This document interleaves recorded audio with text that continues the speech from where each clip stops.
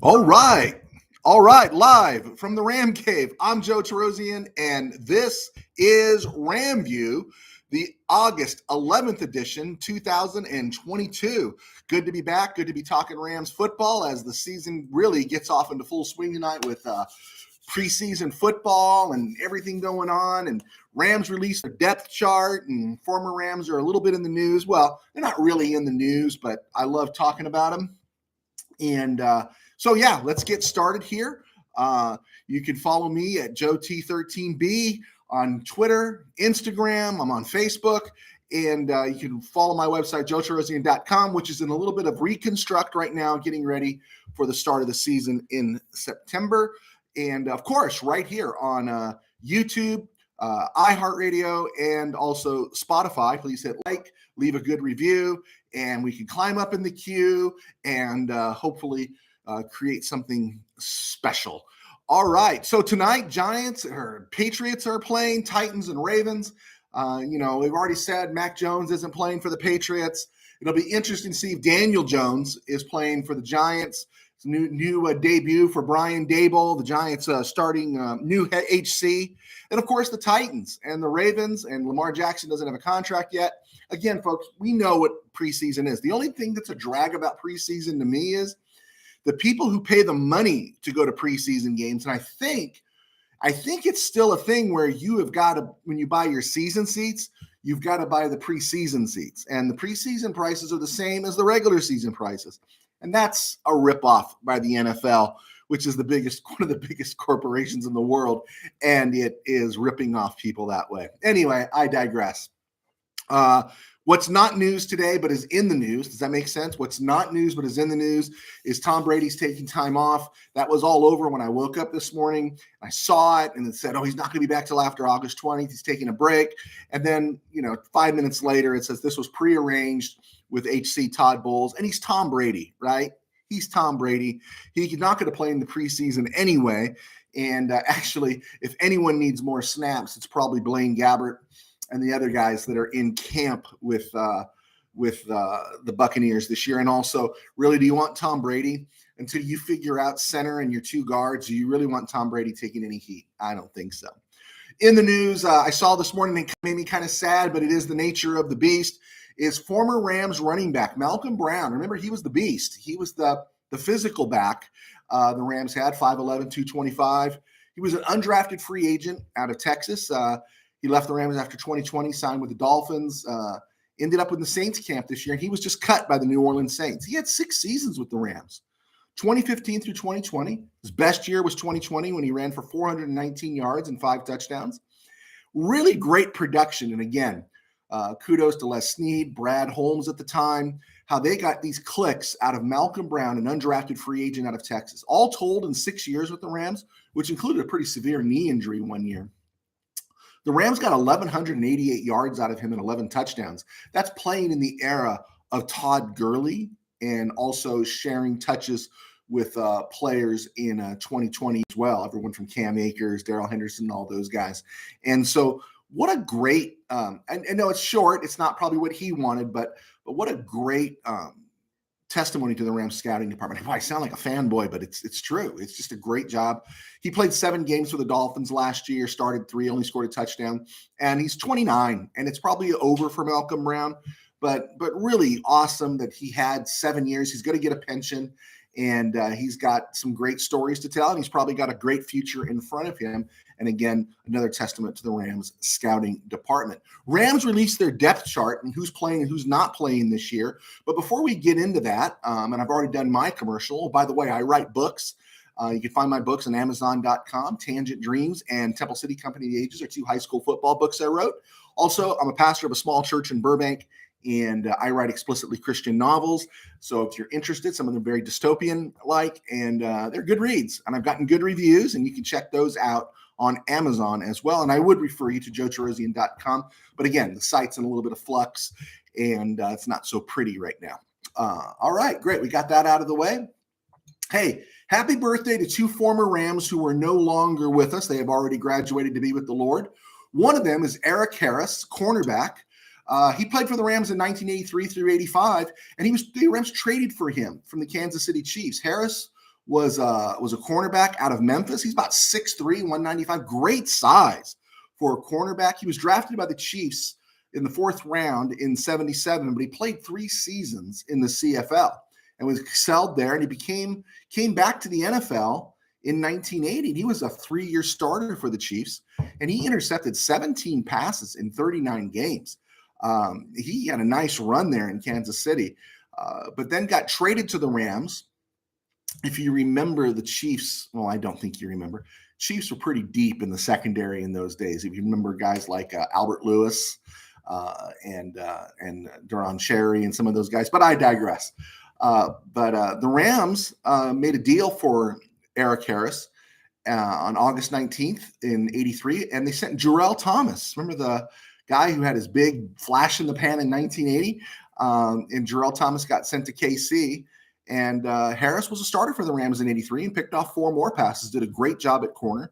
A back injury slowed him and eventually cost him his career in 84 and 85. He played marginally. He didn't start too much, played some safety. And he finished his career at the age of 30 in 1985. But today was Eric Harris's birthday. He would have been 67, but he passed away in 2012. And he gave the Rams some nice clicks, and I think it's good to remember him. Another player that was born on this day in 1941 was Bill Munson. Bill Munson was quarterback that the Rams took out of Utah State. He'd have been 81 today, but he passed in 2000 at the age of 58, which makes me feel a little weird because I just had a birthday and that age looks very familiar. But the Rams drafted Munson 7th overall in 1964. And here's the other interesting thing about Bill Munson is Munson was the last quarterback the Rams took in the 1st round of the NFL draft. From 1964, they didn't take another quarterback until 2010 in the 1st round when they drafted Sam Bradford. That's something like 47 years, 47 seasons without drafting a quarterback in the 1st round. Really, really pretty fascinating there. Munson was with the team for 4 seasons. And remember, the Rams just a few years earlier had spent the 3rd or 2nd overall on Roman Gabriel. But in 64, he started 8 games. And then in 65, he started 10 before getting hurt. The team didn't do very well. And when George Allen came in, he committed to Roman Gabriel. Again, what a great testimony to George Allen. He knew who to commit to, and he committed to Roman Gabriel, and Gabriel's career flourished from there. And you wonder why Gabriel was very much a George Allen guy. And, of course, that was right in the Rams' turnaround period in there from starting 66 with the arrival of George Allen. So Bill Munson was traded to the Lions for Pat Studstill, Tom Watkins, and backup quarterback Milt Plum. Watkins never played for the Rams. Milt Plum played 1 year and then was sent packing. And Studstill had a few years with the Rams. And they also got the number 8th overall draft pick in the 69 draft and in the 1st round. And that was Larry Smith, fullback they drafted. So they did a nice deal there. I think that might have been Crazy Legs Hirsch, who was the GM, who made that deal. So that was a real nice deal for the Rams. So Munson went to the Lions, played there for 8 years, pushing Greg Landry, but never quite becoming the guy. And again, another testimony to Allen knowing who to commit to and who not to commit to.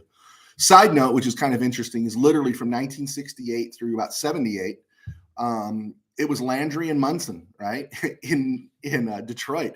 That's before Detroit really fell off the rails, because Detroit for about 40 years was always 7-7, 8-8, 7-9, 6-8, 8-6, 8-5-1. They're the epitome of mediocrity. And for a decade, they didn't change quarterbacks. It was just Landry and Munson, right? Landry would get hurt, Munson would come in. Munson play well, but then Landry would replace him, play good, and then he'd get hurt, and Munson would come in. It really wasn't until Gary Danielson broke through in late 78, and Landry was traded to the Colts in 79 that whole situation was changed. Munson bounced around with Seattle and Buffalo before his career came to an end. But Munson would have been 81 today, but he passed away in 2000 at the age of 58. And I just thought it was interesting to mention those 2 guys because the Rams got clicks out of those guys. And very, very, maybe not super prominent, but they're always, always good to remember. I know I'm getting a note here that I'm talking too fast. I'm sorry. I'm hyped up on espresso. And I'll try to slow down. But, man, I'm talking Rams football, and the season started. So the The Rams released their who's starting and who's not starting, and who's playing this preseason. And I saw with the defensive backs, it was not playing this preseason are Jalen Ramsey, which makes perfect sense. But the other names are interesting: Troy Hill, David Long, Jordan Fuller, Taylor Rapp, and Nick Scott. And so those are the guys in the secondary the Rams aren't playing. So we are going to see some of these rookies like Jacoby Bryant and Darian Kendrick, these guys that have made great strides. And we're also going to see Robert Rochelle. I thought it was interesting that when that came out, in terms of Kendrick and Jacoby Bryant, in the sense that it's not unheard of for teams to go with rookies. And that's why I still think guys like David Long or Troy Hill, Taylor Rapp could all be on the block, even though they're scheduled to be starters or in the starting in and out of the lineup as starters. And it's not uncommon. You know, the 49ers won the Super Bowl in 1981. They started 3 rookies. One of them was Ronnie Lott, Carlton Williamson at safety. Lott was playing corner in those days. And the other one was Eric Wright. And then in 1986, they drafted in the 3rd and 6th rounds Tim McKyer and Don Griffin. And both those guys were starters for the next 5 years, and they won 2 Super Bowls with those guys. And so it's not unheard of for teams to make these kind of moves. And that's why, again, I think a Robert Rochelle, maybe not a Robert Rochelle, but maybe a David Long, a Troy Hill, Taylor Rapp. These guys could possibly get dealt. So the Rams released their depth chart, which is just fascinating. We could talk about that one all day. On defense, obviously, it's Ashawn Robinson, Greg Gaines, and Aaron Donald. And behind Donald, you got Michael Heck, Jonah Williams, and Marquise Copeland. Totally get that. In the third spot is Elijah Garcia. He's 2 spots behind Aaron Donald. And then Ernest Brown IV, the enigmatic Ernest Brown IV, who no one quite knows what he is, and we've got to see anything from him. And then, of course, Bobby Brown, who is suspended for performance-enhancing drugs, and he'll be back somewhere mid-season. Another one that was really interesting was we know Leonard Floyd is the edge, right? We understand that. But right now in his spot, his backup is listed as Daniel Hardy, not Terrell Lewis. Terrell Lewis is 3rd on the depth chart right now. And I thought, man, remember we talked about Terrell Lewis last week, how nice guy, smart guy, good guy, athletic specimen. But I remember saying, and I'm not saying this is because I'm a genius, but anyone that's been around football know that football players have an edge to them. And for everything that's happened in his career, Terrell Lewis, being a healthy scratch from the Super Bowl to getting hurt, he should have at this point in his career a little more of a chip on his shoulder and not seeing it. And being 3rd in the depth chart behind undrafted free agent Daniel Hardy, I don't know what that means. I just know it doesn't mean anything good. Justin Hollins is listed 1st as the other edge, with Chris Garrett behind him. But, of course, Chris Garrett is out for a couple of weeks with a growing injury. And so it'll be interesting to see some other talent, Keir Thomas, Braden Thomas, Benton Whitley, get some snaps there on Saturday night. Ernest Jones, Bobby Wagner, everyone knows that. Traven Howard, of course, would be the 3rd linebacker, but he's hurt, recovering from surgery, and he's supposed to be ready sometime at the start of the season. But right now, it's Jake Gervais and Christian Roseboom, 2 classic special teamers. And then the one that people were kind of very interested in, and we've heard a lot about, is Jacob Hummel. Jake Hummel, the undrafted free agent, and he's 3rd on the depth chart. And so it'll be interesting to see the playing time Gervais, Roseboom, and Jake Hummel get on Saturday. Right now, they're listing left corner and right corner. They're not necessarily listing a slot. So Troy Hill, Jalen Ramsey, and then behind them, David Long, Robert Rochelle, Darian Kendrick, Jacoby Bryant, and then a bunch of names. One name that's been making some noise. You've been hearing a lot of buzz, and I don't know if it's everyone just picking up on everything else, because I haven't seen anything, because I pretty much scour the threads and I scour for any video I can find. A lot of people are talking about Grant Haley, who's been around as a special teamer the last few years, and he might get a look.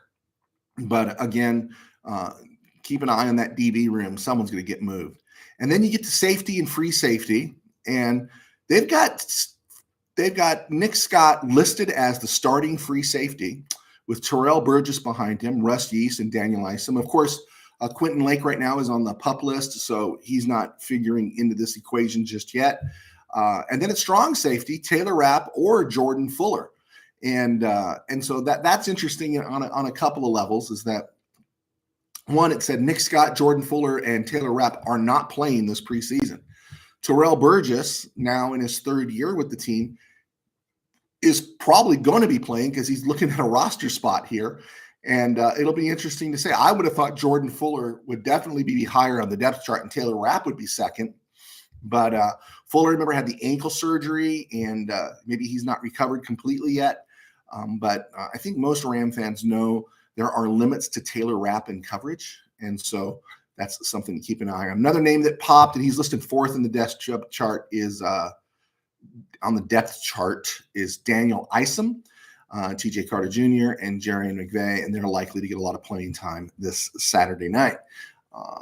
On the offensive side of the ball, we know Allen Robinson's not playing. It's going to be interesting to see who's behind him. And right now at the second spot's Tutu Atwell. Third is Lance McCutcheon. And then Warren Jackson, who we've talked about. He's in the fourth on the depth chart for one wide receiver spot. The other wide receiver spot that is kind of interesting, Cooper Kupp, Brandon Powell, J.J. Koski, and Austin Trammell. Trammell we've talked about as a camp body. J.J. Koski's positions in limbo here. But Brandon Powell is the name that is another name that's been popping in camp as part of the offense, which will be interesting to see. The third wide receiver spot in that slot right now is Ben Skoranek. And behind him is the injured Jacob Harris and Landon Akers. And so I thought that was interesting. Again, people don't like Skoranek. They don't like Tutu either. Well, they're starting to warm up on Tutu. So Skoranek's become kind of the whipping boy in the threads because of his big drops. But you got to remember, Skoranek was 7th round, 250, 251, 249 somewhere last year. Any clicks the Rams got out of Skoranek last year more than repaid the investment in him as a 7th round pick. So if he never plays another down, I've said this before, the Rams got value out of Ben Skoranek. But he's getting playing time over guys that were in camp longer than him, that have been around longer than him. Because what? One, he's big. Two, he blocks. And three, they love the route running. And that's not a big scoop. He runs routes. Now it's just a case of working on those hands, because if those hands had been better with his size and everything else, he wouldn't have gone in the 7th round. But I think the Rams believe they can develop him. And already, technically right now, he's third on the depth chart with Van Jefferson out. Very fascinating. Cam Akers, Darrell Henderson, we don't expect to see them. But Kyron Williams is back, Jake Funk, Raymond Calais, Trey Ragas, A.J. Rose. It'll be interesting how many touches these guys get in the backfield. Brian Allen is not going to play. He's listed at center. Of course, Coleman Shelton will be his backup. But as of right now, Coleman Shelton is number 1 on the depth chart at right guard with Logan Bruss behind him. Havenstein and Alaric Jackson are the right tackles. And then left tackle is Joseph Noteboom, of course, AJ Curry, draft pick. We should expect to see some playing time from him. One of the guys that I am interested in is Tremaine Ankrum Jr. His dad was a basketball player at USC. He's the backup at left guard for the David Edwards. The one name I'm not seeing here, and I'm looking all over for it because I'm not seeing it anywhere, is Bobby Evans. And I don't know if Bobby Evans is hurt. Was Bobby Evans released? I guess I got to go do some homework there because I'm not seeing Bobby Evans' name anywhere. Third on the depth chart at right guard is Jack Snyder. So we should wait for that and see how that thing develops. And of course, Stafford, Wolford, Perkins, and Luis Perez are at quarterback. And then at tight end, Tyler Higbee, Kendall Blanton, Bryson Hopkins, with camp bodies Jared Pickney, Roger Carter Jr., who was signed by the Rams, released and brought back. They were viewing him as tight end, H-back type of thing. And of course, Jamal Pettigrew, who has the great last name. So those are the names that are right now on the depth chart for the Rams that have been printed and published. And so it's fascinating. You can talk about these things all day. The Jordan Fuller one makes me interested, I just don't. My other thing is too, when I look at the secondary, was anybody heartbroken when Troy Hill left after 2020? I wasn't heartbroken. And in fact, we won a Super Bowl without Troy Hill. And he's 31. And really, if Kendrick and Durant are developing, and Rochelle and Long, and the Rams right now aren't playing Long in the preseason, really, do we need Troy Hill? Couldn't we save a few bucks by getting rid of him? That one's interesting. How soon can Traven Howard come back, because the Rams are really thin at linebacker behind Ernest Jones and Bobby Wagner? There is the possibility, we've heard, that Justin Hollins can swing and play off ball. But right now, Terrell Lewis is third on the depth chart and Chris Garrett's hurt. So suddenly the Rams looking a little weak at the edge spot, where you would have been pretty optimistic a few weeks ago. And then, of course, the defensive line, which people seem to be worried about, I'm not at all. Maurice Copeland, Jonah Williams, Michael Hecht have all received snaps in significant game time. And then people are high on Elijah Garcia. We'll see. And Ernest Brown the fourth. Bobby Brown, hopefully we'll see you soon. So we're at the 21-minute mark, and I think that's where I'm going to leave it today. Looking forward to games tonight. We're going to be talking about those and such. So I'm Joe Terosian. Thank you so much for everybody that's clicked on. Please keep clicking on. And also, this is the first time, well, not the first time, I'm just using my face, because every time I use my face and I don't use my Rams icon, my clicks go up. It's like, and I know I got a face for radio. I don't have a face for video, but every time I just use my mug, I get more people clicking on. I don't understand, but I'll take it. Thank you so much. And if everyone clicks on, thank you. I know I picked up a new subscriber. Thank you. And leave your comments, hit share, and we'll just build this thing out. God bless. Take care. Go Rams. And we will talk to you tomorrow.